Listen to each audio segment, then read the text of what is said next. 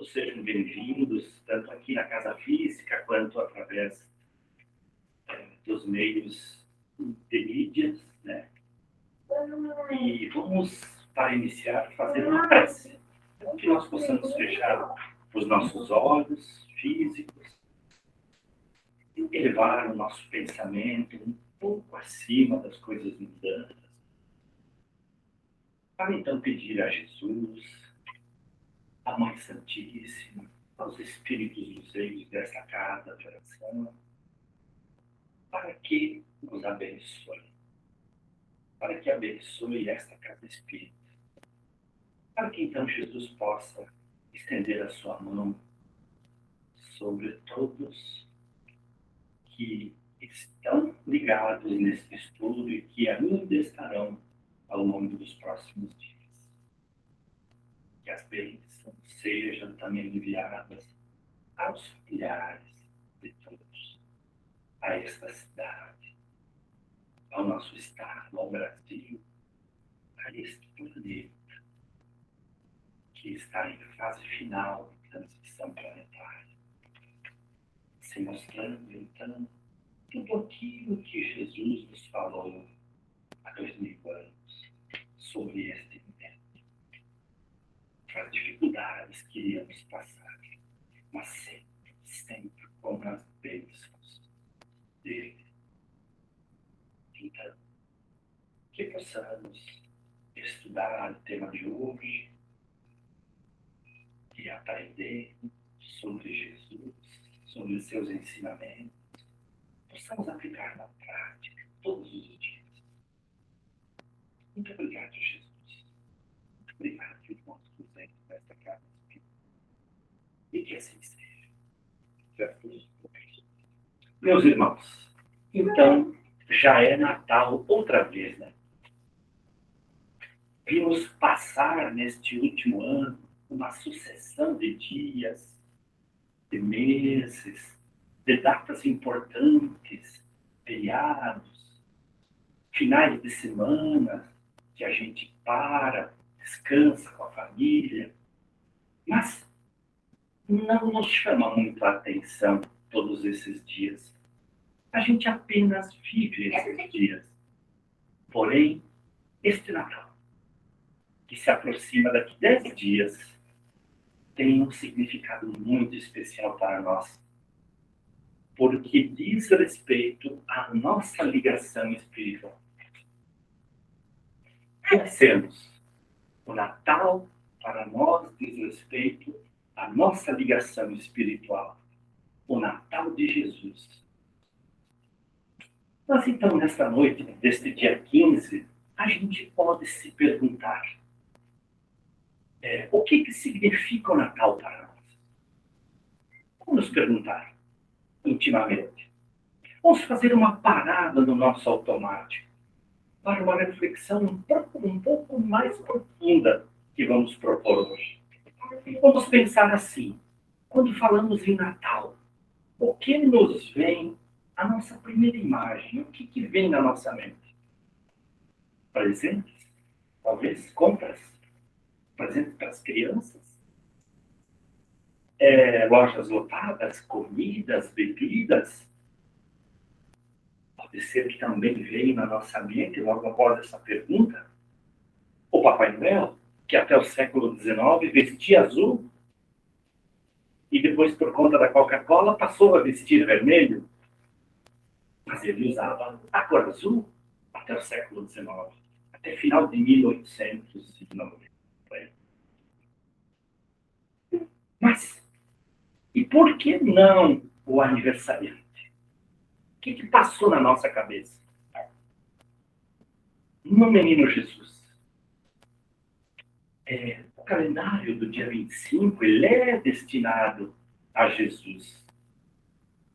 Mas conhecer exatamente o Jesus histórico, onde ele nasceu, que data ele nasceu, a ciência está pesquisando e já descobriu que não foi em dezembro. Parece que foi lá por abril, maio, junho, por aí. Mas pouco importa, isso não vai ajudar na nossa evolução. Não vai ajudar na nossa melhoria espiritual. Não vai nos ajudar a voltar quando a morte bater na nossa porta, a voltar para casa melhores. Mas os seus ensinamentos, sim. Esse sim. Pois vamos fazer deles o roteiro da nossa reforma íntima.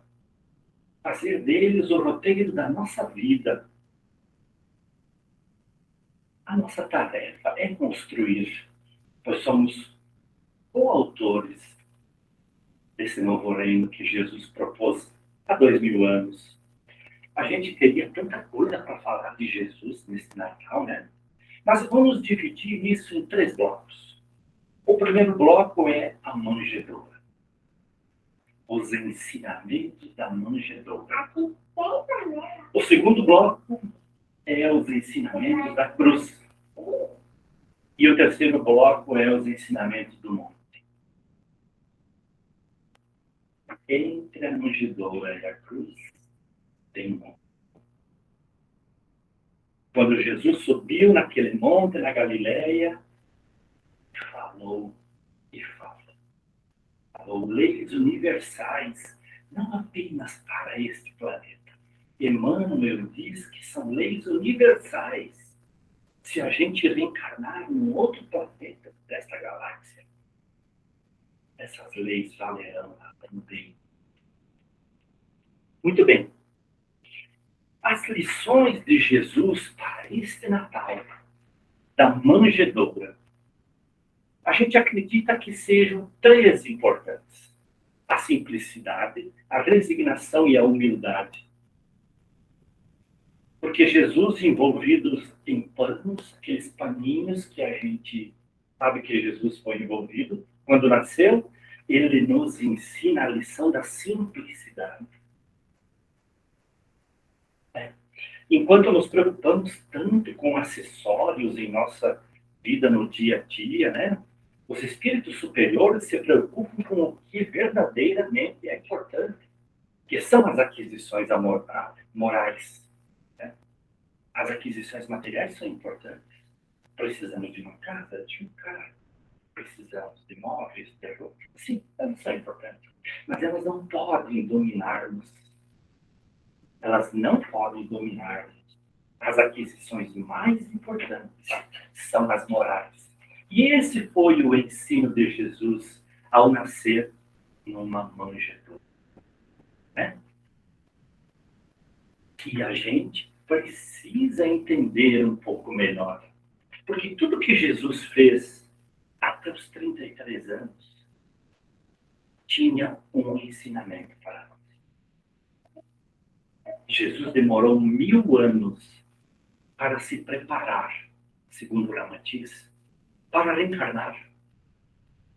Porque Jesus é um ser tão elevado, meus irmãos, que ele é o Cristo do nosso planeta.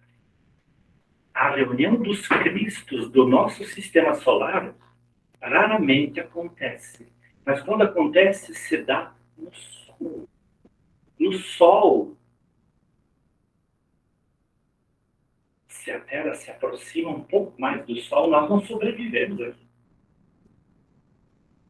E Jesus, ele é tão grande que a reunião dos Cristos é no Sol.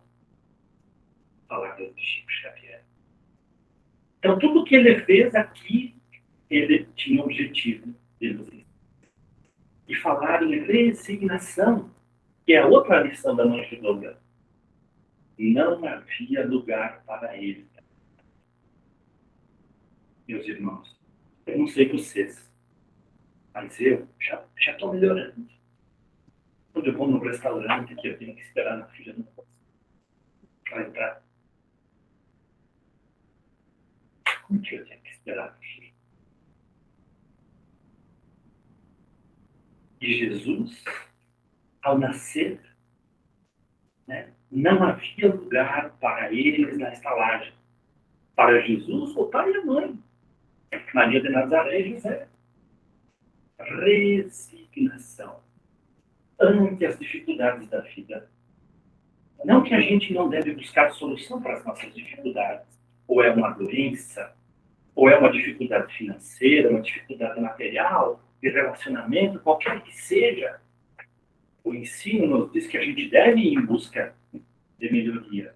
Mas a resignação é fundamental. Se no meu planejamento reencarnatório está previsto um câncer, lá no final da minha vida, talvez, para que eu possa, então, expurgar algumas coisas do meu passado, eu devo ir buscar o médico, mas eu devo me resignar. Saber que aí eu estou pagando. E a gente vive em reclamação. Então, Jesus nos ensina a resignação. No Evangelho segundo o Espiritismo, Lacordaire escreve que a humildade, que é outro ensinamento da manjedoura, é virtude muito esquecida entre vós. Veja, se a gente acredita em Jesus, se a gente acredita no Espiritismo, se a gente acha que todos aqueles espíritos da codificação que vieram falar para escrever a codificação espírita são verdadeiros, a gente tem que prestar atenção no Evangelho, no Livro dos Espíritos e nos demais. Né? A humildade é virtude muito esquecida entre vós.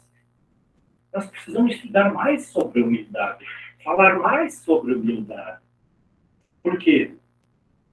Lacordaire faz uma pergunta lá no Livro dos Espíritos. Mas sem humildade, acaso podeis ser caridosos com o vosso próximo? Sem humildade, podeis ser caridosos com o vosso próximo. E a caridade ensinada por Paulo, e que os espíritas devem seguir, estudar e seguir, é benevolência para com todos, e bondade para com todos, indulgência para com as imperfeições do outro. A gente também é imperfeito, né? E perdão das ofensas. Ou seja, a caridade é tudo em nossa vida, e se nós não temos humildade, não teremos caridade. É o que Jesus nos ensina. E se estamos próximos do Natal dele, devemos refletir sobre isso. E Lacordaire continua, pois que a humildade nivela os homens, dizendo-lhes que todos somos irmãos. Né? Também no Evangelho segundo o Espiritismo, daí quem fala é uma rainha da França, ela diz, dizendo que o reino dos céus é dos simples, quis Jesus significar que a ninguém é concedida a entrada neste reino sem a simplicidade de coração e humildade de espírito.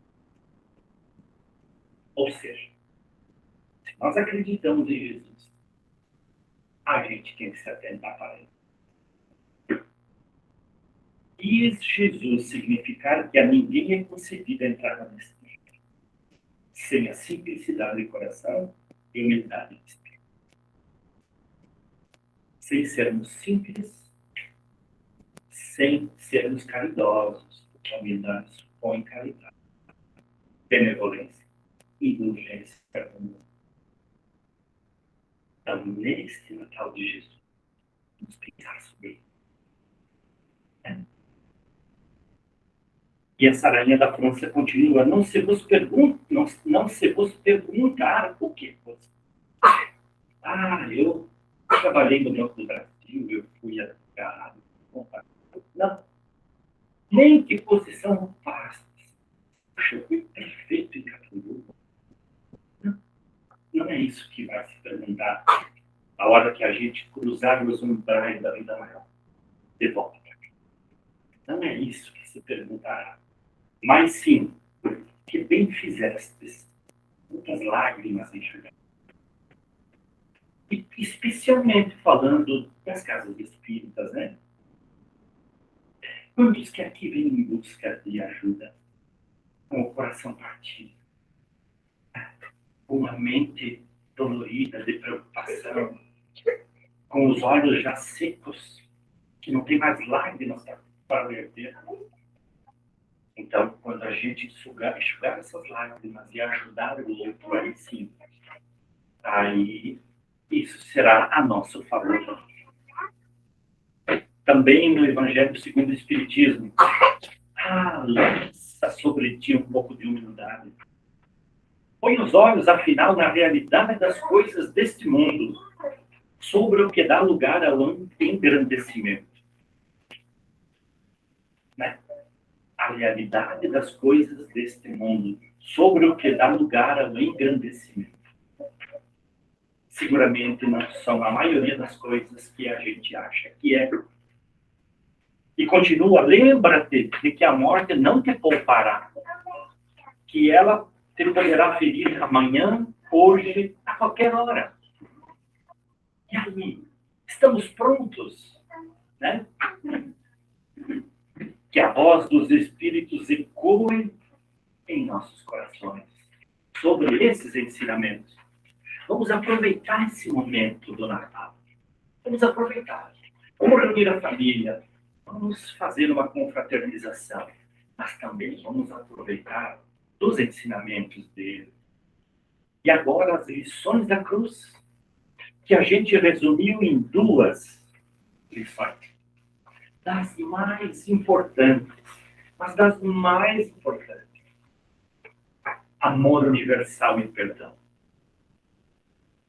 Jesus na cruz, pregado, olha para a mãe dele, Maria de Nazaré, e diz: mãe, eis aí teu filho. Apontando para João. E olhando para João, diz: filho, eis aí tua mãe. Esta foi uma lição verdadeira. E naquele momento João entendeu que ele deveria pegar a mãe de Jesus, Maria de Nazaré, e cuidá-la até o fim da vida dela. E assim ele seguiu alguns dias depois com Maria de Nazaré até Éfeso. Hoje é a Turquia. Numa casinha próxima do mar, lá João ficou com Maria de Nazaré até os últimos instantes dela. Cuidando dela, recebendo os viajantes, os doentes. Maria e João davam-lhes de comer, limpavam as feridas e depois, no final da tarde, falavam sobre Jesus. Mas não era isso que Jesus queria dizer. Foi bom porque Maria teve alguém que o cuidou. Jesus queria mostrar-nos sobre a família espiritual. Quem se lembra do filme Nosso Lar, do livro Nosso Lar, quando André Luiz vai falar com o governador de Nosso Lar, ele disse: eu vim lhe pedir, e ele interrompe, ele diz: a família. André Luiz diz: sim, eu preciso ver minha família, eu preciso ir até lá. Aí o governador diz: família. André, todos os moradores de Nosso Lar são minha família. E aqueles fora dos muros de Nosso Lar, aqueles em regiões difíceis, umbralinas, bem, são minha família. Então Jesus, com mãe, eis aí teu filho, filho, eis aí tua mãe, ele quis nos dar a lição sobre a família espiritual. Né? E João, o grande evangelista, compreendeu que o mestre, na sua verdadeira lição, ensinava que o amor universal era o sublime coroamento de sua obra. Jesus disse, referindo-se aos seus discípulos, né? Muitos estavam ali: eis aqui meus verdadeiros irmãos. Embora na companhia dos discípulos estivesse sua mãe. Mas vejam, meus irmãos, Maria de Nazaré era a mãe naquela vida. E era da família espiritual de Jesus. Né? Isso é importante a gente compreender. Que conforme a gente vai evoluindo, a gente vai compreendendo que todos somos irmãos. Não só quando a gente está na casa espírita que a gente deve falar. Todos somos irmãos. Mas estamos em famílias consanguíneas, né? Mas não são, no Evangelho segundo o Espiritismo, não são os da consanguinidade, né? Os verdadeiros laços de família, e sim os da simpatia e da comunhão das ideias, os quais unem seus espíritos antes, durante e depois das reencarnações. Vemos aqui que Jesus não desmerece a família terrena. Aqui a gente vê uma família, né? Em hipótese alguma, não se desmerece. É maravilhoso. Mas e a mais importante é a espiritual. Aquela que nós vamos retornar daqui a pouco. Passa tão rápido. Muito rápido, né?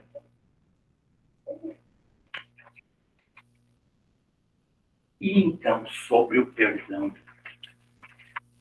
Sobre o perdão, meus irmãos. Sobre o perdão.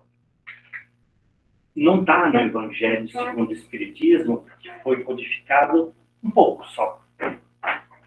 Mas na Bíblia está. Está escrito lá. Se fores fazer uma oferenda no altar, se lembrares que tem algo contra um outro irmão, deixe aí a oferta. Volta, vá se reconciliar. E depois volta e faz a oferenda. O que Jesus quis dizer lá na Bíblia? Naturalmente, o altar não é um altar físico. Nem a oferenda é uma oferenda física. A verdade é quando a gente fecha os olhos e eleva o pensamento a Deus e diz: Pai de amor e bondade, eu vim em busca de um socorro. Eu não estou bem. Eu preciso da sua ajuda. Eu não estou sabendo lidar com isso e assim por diante. E lembrarmos que temos algo contra alguém. Para. Vai se reconciliar. Depois volta e continua. Sabe por quê? Porque para acessar a nossa herança divina, a nossa saúde, para acessar Deus, Jesus, é necessário login e senha. Login é o nosso nome. E senha é uma palavra só, chamada perdão. Ou seja, a gente não consegue chegar até o nosso Pai maior se tivermos problemas.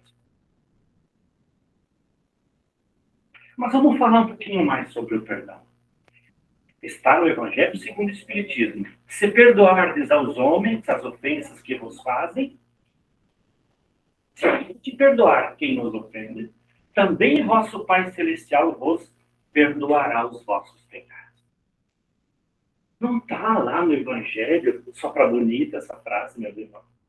Olha o ensinamento do aniversariante de daqui 10 dias. De Jesus. Mas se não perdoardes os homens, tampouco vosso Pai vos perdoará os vossos pecados. Está em Mateus, Evangelho segundo o Espiritismo. Mas quando eu cheguei aqui, eu ouvi isso aqui. A oração de Francisco de Assis é perdoando que se é perdoado. Né? Não temos alternativas. Mas vamos lá. Um mestre indiano não está no Evangelho segundo o Espiritismo. É um ensinamento budista. Mas de uma riqueza incalculável. De uma interpretação um pouco diferente que a gente faz. O que quer dizer a mesma coisa? Uma mulher pediu para ele: como eu faço se não consigo perdoar? Como se fosse só ela que não consegue perdoar, né? Como eu faço, mestre, se eu não consigo perdoar? E aí ele sorri, com aquele sorriso dos iluminados, e diz: não perdoe. Nunca os perdoe. Puna você mesmo. Ele quis dizer assim: não quer perdoar? Não tem problema. Você vai punir a você mesmo. Aí ele diz: a raiva é a punição que você dá a si mesmo. Quando alguém nos ofende, a gente fica com raiva, com rancor, às vezes com ódio.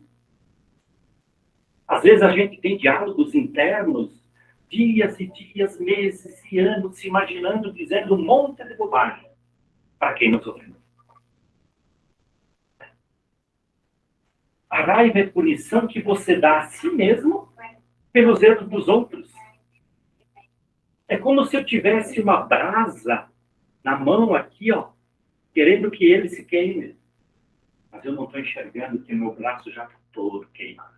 Mas eu acho que é ele que se queima. Né? Mas ele continua dizendo algo fantástico. Alguém que você não perdoa, alguém que você não perdoa, ocupa a sua mente, sem pagar aluguel. Por que é que você quer um inquilino do qual você não gosta? Sim, porque aqueles que a gente não perdoa estão sempre aqui, né? Estão sempre aqui. Ora, por que nós não queremos um inquilino aqui dentro que ainda não nos paga aluguel? E que ainda faz a gente ficar doente. Não é verdade? E ele diz, terminando, quem não perdoa não tem nenhuma oportunidade de crescer espiritualmente e emocionalmente.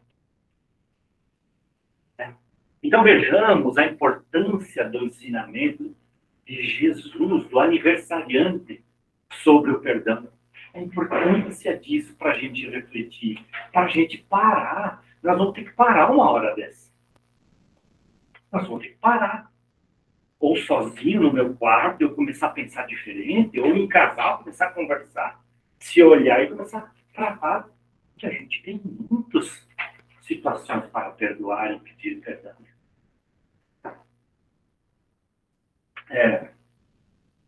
Necessitamos dar o direito de cada um ser como é.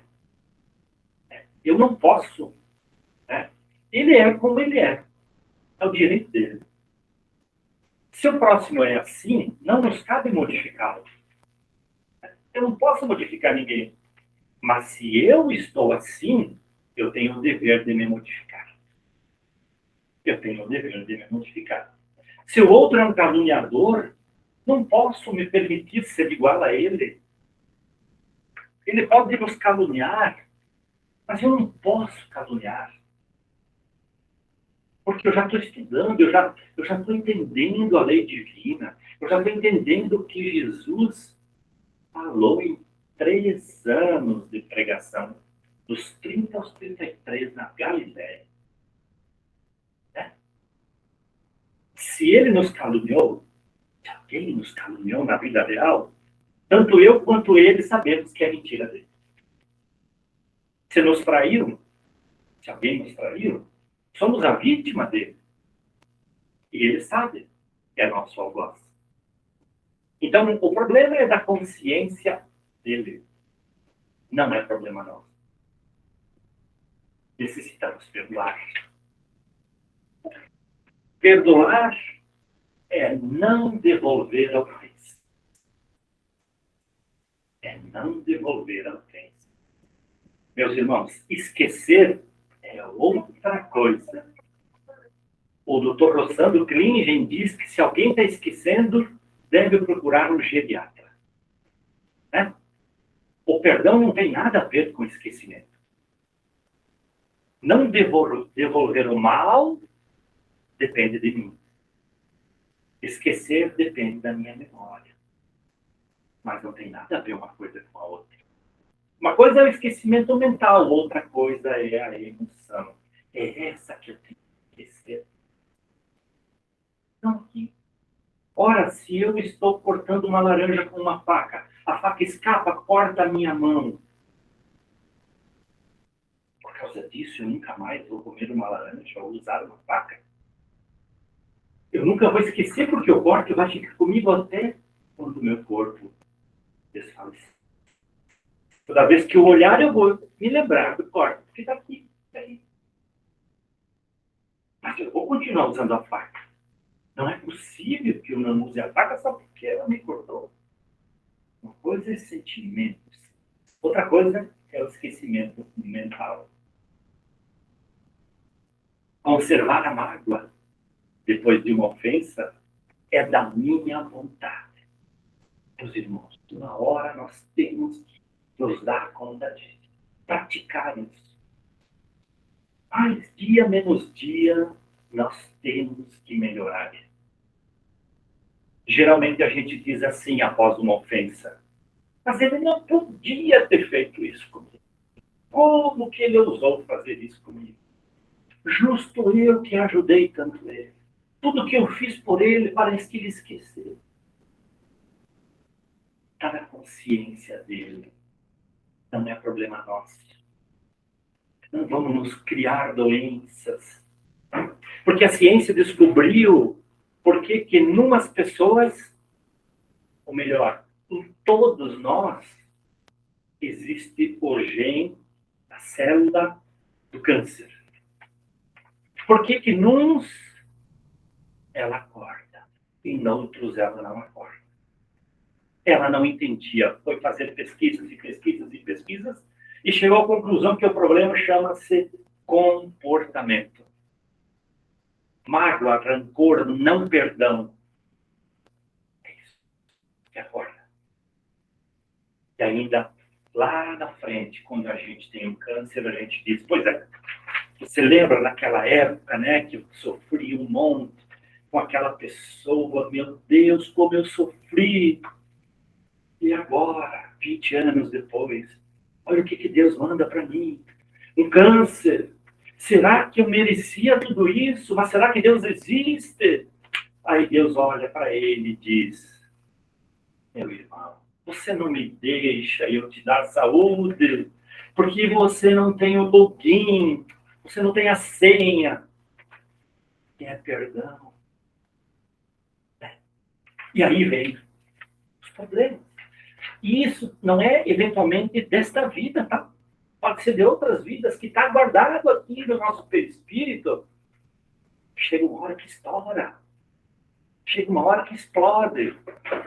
Então, se a gente fizer hoje diferente, se a gente compreender melhor hoje, talvez na próxima a gente estará melhor. Pode ser que hoje ainda a gente vai colher alguma coisa, né? À medida que formos trabalhando a mágoa, a ofensa vai perdendo o significado. Alguém nos ofendeu, ficamos magoados.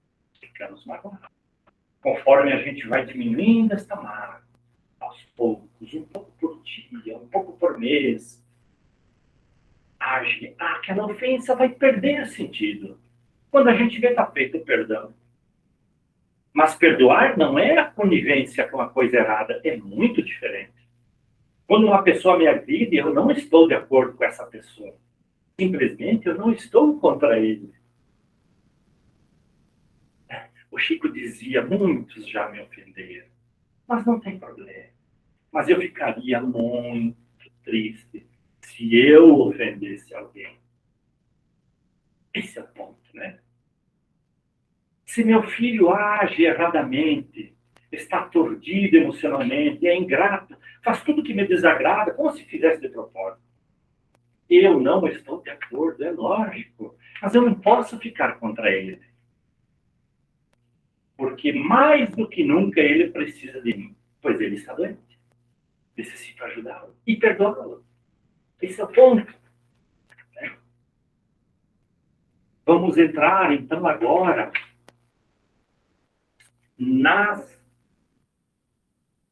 ainda tem, na cruz.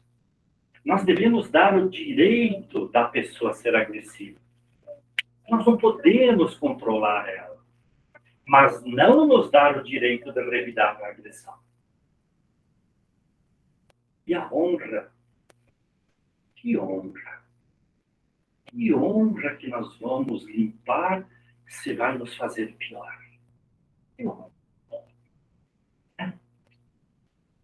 A raiva é semelhante a um raio. Pode provocar danos incalculáveis. A raiva pode trazer pressão alta, úlceras, infarto. E aí vai. E quase sempre a gente reclama de Deus depois, quando isso acontece. O rancor, o ódio, a mágoa é calculado. Só depende de nós. Né? O importante para nós não é o que os outros fizeram conosco. É isso que Jesus, neste Natal, nos ensina.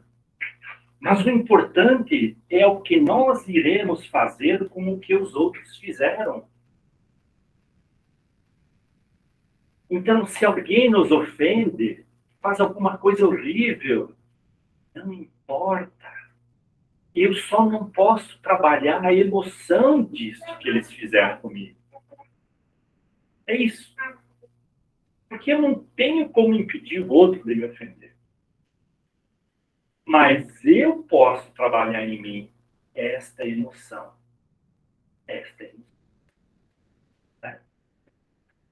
Então, resumindo sobre o perdão, perdoar é não devolver a ofensa. Esquecer com o tempo. E trabalhar no bem, pois Jesus disse que o trabalho no bem cobre uma multidão de débitos, cobre uma multidão de pecados. O amor cobre uma multidão de pecados. Agora, a gente conheceu essa lei divina. Somos nós quem decidimos. Somos nós quem decidimos. Mas, meus irmãos, entre a manjedoura e a cruz tem o monte. Esse é um momento extraordinário. Na Galileia, naquele monte lá perto de Cafarnaum, era um final de tarde. Final de tarde. As primeiras estrelas apareciam no firmamento. Aquele vento fresco espalhava o perfume das rosas de Sharon por toda a Galileia. Foi quando Jesus começou a falar para aquela multidão. Alguns estimam em 5.000 pessoas, outros em 10. Era muita gente. E Jesus falou para todos.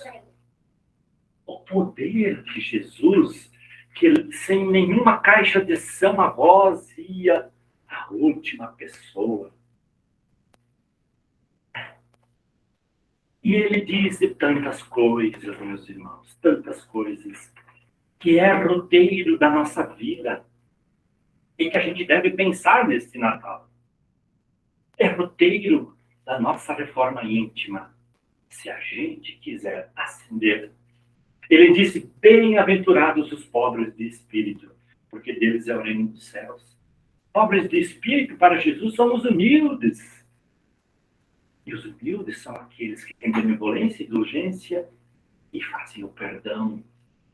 Então, percebemos, bem-aventurados os pobres de espírito, porque é deles o reino dos céus. Olha que ensinamento. Bem-aventurados os mansos, porque herdarão a terra. Mas qual terra, se nós estamos aqui? A terra regenerada. Estamos na transição final. 2050, 2060, encerra-se esse período difícil. Todos esses irmãos que estão hoje na terra, armando as maiores confusões, estarão mais aqui em 2060. Não estarão mais aqui. Terão desencarnados. Até porque todos eles, todos os espíritos, ao longo dos últimos séculos, pela justiça divina, receberam a oportunidade da reencarnação. Os bons e os não bons também. Bem-aventurados os aflitos, porque serão consolados.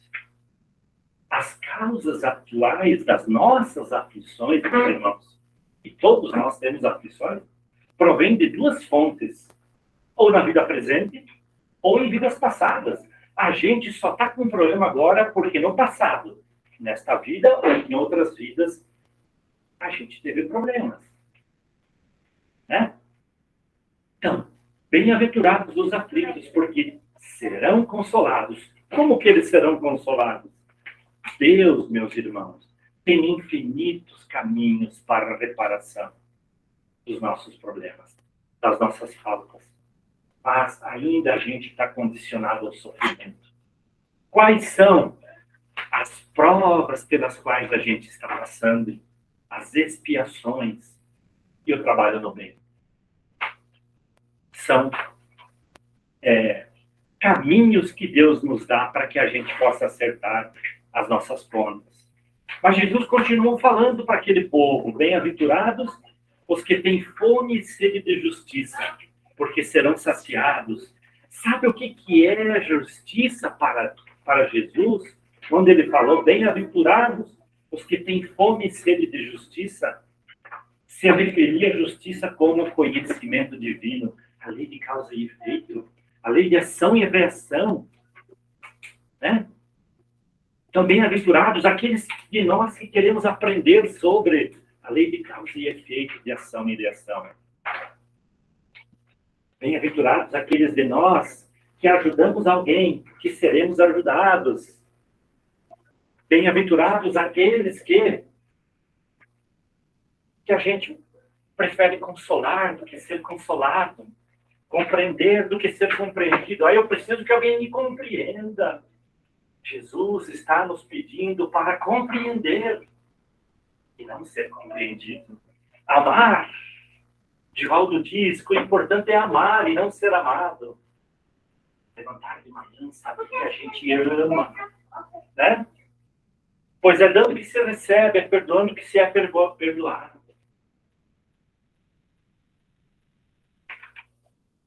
Bem-aventurados puros de coração, porque verão a Deus. Em verdade, eu vos digo que aquele que não receber o reino de Deus como uma criança, nele não entrará. Porque uma criança até os 7 anos, ela é pura. As crianças de hoje já estão ligadas das mídias sociais e tal, mas ainda é pura. Não tem maldade. Né? Ela briga com quem chora e 30 segundos depois já estão abraçados, brincando de novo. Né? Então, bem-aventurados os puros de coração, aqueles que não têm mágoas, aqueles que não têm rancor com ninguém, né? Bem-aventurados os misericordiosos, porque alcançarão a misericórdia. Olha só o que Jesus quis dizer. Antes de obtermos a misericórdia, seja de alguém ou seja de Deus, nós temos que ser misericordiosos com alguém, com outros. Sabe aquela história daquele homem que foi procurar o rei, estava devendo dinheiro para o rei, não tinha, e ele implorou, se ajoelhou na frente do rei e disse que precisava de mais uns meses com a colheita para pagá-lo, e ele, misericordioso, ele disse: sim, volte daqui 6 meses, então, e pague a sua dívida. Eis que esse homem sai e encontra um que devia para ele, e ele não deu misericórdia para ele. Não vou, tu não pode me atrasar, tu tem que me pagar agora, porque senão eu vou te levar para a justiça do rei. Então, antes da gente conseguir a misericórdia, a gente tem que ser misericordioso. Jesus disse naquele monte, e que neste Natal a gente possa estudar ele, que o reino dos céus não é um lugar físico, mas que está dentro de nós. E é verdade. Se alguém procura o reino dos céus num lugar físico, não o encontrará. Que o homem é um espírito imortal, e é com este espírito que ele teria mais que se preocupar. Então, quando ele disse: não ajunteis tesouros na terra, que nós devemos equilibrar o trabalho, a nossa ação na matéria como na espiritualidade. Meus irmãos, a gente às vezes não tem 15 minutos para rezar de noite. Não é verdade? Como pode? Como pode? É momento nesse Natal da gente repensar. Porque a terra regenerada está ali na frente. Na próxima vida, a gente voltará ou não para a terra regenerada. Jesus nos disse, olha a importância que ele dá para a gente Vós sois o sal da terra, a luz do mundo. Mas nós estamos sendo luz do mundo. Ele diz, sede perfeitos como é o Pai Celestial. Jesus chegou a dizer que nós faríamos o que ele faz. E ainda mais. E ainda mais. É só o tempo, né? O sistema solar onde Jesus evoluiu, aproximadamente 15 a 20 bilhões de anos, já não existe mais. Já virou matéria-prima para a formação de outros sistemas solares. Entrai pela porta estreita, larga é a da perdição. Meus irmãos, talvez algum de nós aqui hoje, para estar aqui, nós tivemos que deixar de lado alguns outros compromissos sociais, familiares. É a porta estreita. A porta larga é aquela das facilidades, dos bares, da vida, das festas. Mas essa que nós estamos aqui é a porta estreita. E ele disse, entrai pela porta estreita. Jesus disse, nem todos que dizem Senhor, Senhor entrarão no reino dos céus. Sabe por quê? Não são as palavras. Não são as palavras. É o amor, as atitudes. Nunca são as palavras. O mundo espiritual não ouve as nossas palavras. A nossa oração que chega numa colônia espiritual ou num espírito superior que vai nos ajudar, não é em forma de palavras. É em vibração. É em vibração. Sabe quando a gente vai num lugar que a vibração não está boa? E quando a gente vai num outro lugar que a vibração é boa? É isso. É isso. Só que eles têm a capacidade de decodificar as nossas vibrações. Então não são as palavras. É o amor. O Filho do Homem vem para servir e não ser servido. Poxa vida, a gente gosta de ser servido, né? Jesus nos ensinou para servir e não ser servido. Os saudáveis não precisam de médicos, mas os doentes, sim. Ele disse, eu não vim pedir aos justos, mas aos pecadores que se arrependam. A nós, eu, vocês. Aí ele diz, não julgueis para não sermos julgados pelo critério que você mesmo julgou. Ah, como a gente julga, né? Como a gente diz, mas olha como ela está, olha como ele está fazendo. Mas o que é isso? Será que ele não percebe? É bem assim mesmo, né? É bem assim. Não julgueis para não ser julgados pelo mesmo critério que você mesmo julgou. Né?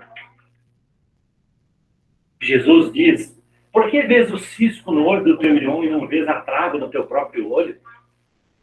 É assim. É assim. Amai os vossos inimigos, fazei todo o bem que puderem. Sabe por quê? Porque nós somos todos irmãos.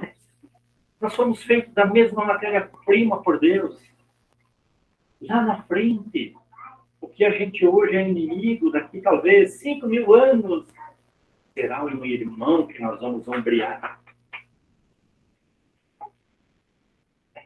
Então, amai os vossos inimigos. Fazei-lhes todo o bem que puderem. Mas então, na estrada de Damasco, Saulo, aquele soldado romano que procurava prender cristãos e matar cristãos, ele estava indo para Damasco para fazer o papel dele. E no caminho, Jesus em espírito já, ele aparece, mas com tanta luz, que ele cai de joelhos e cega. E ele ouve de Jesus, ele ouve uma voz que diz assim, Saulo, Saulo, por que me persegues? Eu não percebia muito Jesus, mas os cristãos, que era a mesma coisa, por que me perseguem? Naquele momento, ajoelhado e cego, Saulo percebe que algo estava se modificando. E naqueles instantes rápidos, ele só tem uma frase para Jesus: Senhor, o que queres que eu faça? Aí Jesus disse: entra na cidade, procura e assim. Aí a gente se pergunta: e a nossa estrada de Damasco? E a nossa estrada de Damasco? Qual seria essa estrada de Damasco? As nossas doenças, as nossas perturbações, as nossas dificuldades de toda a forma, os nossos problemas que nos tiram o sono, que nos perturbam. Essa é a estrada de Damasco. Será que não chegou o momento, nesse Natal de Jesus, da gente pedir a Jesus: Senhor, o que queres que eu faça? Porque nós temos dois exemplos de pessoas muito próximas de Jesus: Simão Pedro e Judas. Os dois traíram Jesus. Judas todo mundo conhece, né? Que entregou Jesus aos romanos. E Simão Pedro, porque negou Jesus 3 vezes. Aliás, Simão Pedro fez de propósito ao negar Jesus, né? Que parece que Jesus curou a sogra dele. Então, parece que ele acabou negando Jesus 3 vezes. Mas a gente não sabe se isso é verdade, né? Mas então, meus irmãos, Judas se refugiou no suicídio. E Simão Pedro trabalhou 32 anos para Jesus e construiu a Casa do Caminho em Jerusalém. Era tipo um centro espírita, né? Mais ou menos. E ele se melhorou moralmente, se elevando, e foi o grande São Pedro que os católicos falam, né? Então, vamos ser Judas? Não que a gente vai para o lado do suicídio, não. Mas vamos ser Judas ou vamos ser Simão Pedro? Ao dizer: Senhor, o que queres que eu faça? Né? Eu acho que chegou a hora. Chegou a hora. E por fim, meus irmãos, uma das grandes lições de Jesus também é devolver o mal como o bem. Sempre. Jesus disse que o cristão devolve o mal como o bem. E no livro Antologia Mediúnica do Natal, de Chico Xavier, lá está escrito que quando finalmente Simão Pedro estava bem velhinho, em Roma, os soldados romanos prenderam ele e levaram ele no Monte da Caveira e o pregaram na cruz. Mas Simão Pedro teria exigido que ele fosse pregado de cabeça para baixo. Que ele não tinha a altura de Jesus para ser pregado de cabeça para cima. Então ele pediu para ser pregado de cabeça para baixo. Mas Simão Pedro não morria, mesmo pregado. E o soldado, Sertório Aniceto, soldado pretoriano da guarda romana, ele dizia impropérios para Simão Pedro. Falava coisas horríveis. E ele estava cansado. Ele pegou uma pedra grande e jogou na cabeça de Simão Pedro e finalmente ele morre e desencarna. E Jesus veio ao encontro dele e levou esse querido apóstolo para um lugar no mundo espiritual que Jesus tinha construído e disse para ele: Pedro, fica aqui, descanse o tempo que você quiser. Você merece. E Jesus ficou lá um tempo e tal, e de repente Jesus aparece para Simão Pedro e diz: Simão, eu preciso voltar para a terra. Meus irmãos, era a véspera de Natal. Como agora? Nesses dias. Mas por que, mestre? Eu recém cheguei, tu já quer sair?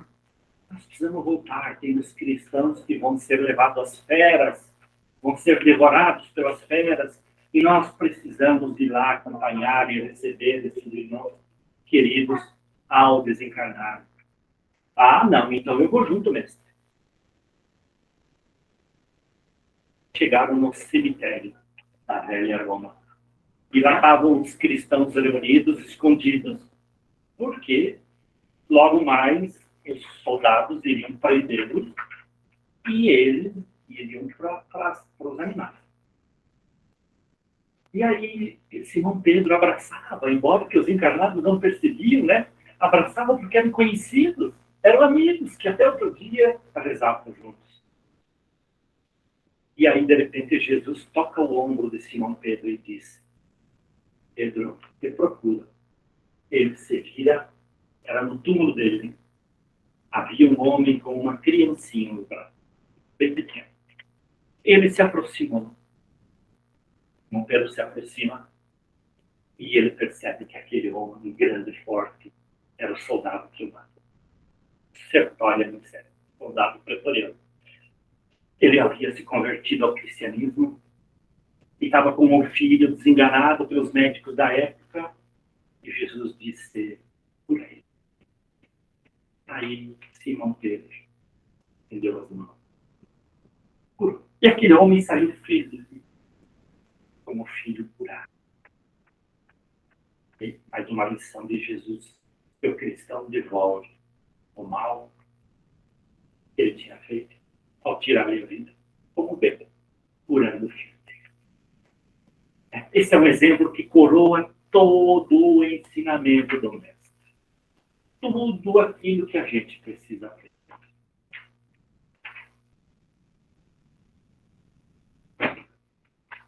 Meus irmãos, então vamos para a oração final. Eu trouxe uma oração muito maravilhosa para esses dias que antecedem ao Natal. Então, queremos convidar a todos para fechar os olhos, né? Nos elevarmos novamente acima das coisas mundanas. Porque nesta hora que queremos louvar-te e agradecer, Jesus, porque aqui nos achamos, nesta casa espírita, cheios de coragem, de disposição, com vontade de avançar para ti, que é nosso caminho da verdade e da vida. Agradecidos, então, Jesus, abrindo nosso coração para este teu Natal, pedindo que para não te reserves, que penetres a nossa casa interna, pois estamos agora de mãos unidas, coração juntados ao amor da vida. Queremos então dizer-te neste dia: Pai nosso que estais nos céus, na luz dos sóis que brilham nos infinitos, Pai amoroso, Pai bom, Pai de todos os aflitos que gemem e que choram, neste mundo de dores e escarcelos, santificado, Senhor, seja teu nome sublime, nome que em todo o universo exprime ternura, concórdia, misericórdia, exprime amor. Venha ao nosso coração, Senhor, o teu reino de bondade, reino de paz, reino de claridade, nesta estrada augusta que nos leva à perfeição. Cumpra-te o teu mandamento, Senhor, mandamento que não vacila, mandamento que não erra, seja nas engrenagens dos céus, seja nas estruturas da terra, de luta e de sofrimento, onde ainda nos deparamos com tanta mágoa e tanta dor em nosso coração. Livra-nos, Senhor, de todo o mal. Dá-nos hoje o pão em nosso caminho. Permitas que ele seja amassado com o trigo do amor nas mãos e carinho dos nossos amigos espirituais. Perdoa-nos, Senhor, os débitos tenebrosos que ainda temos, de passados escabrosos, de iniquidade e de dor.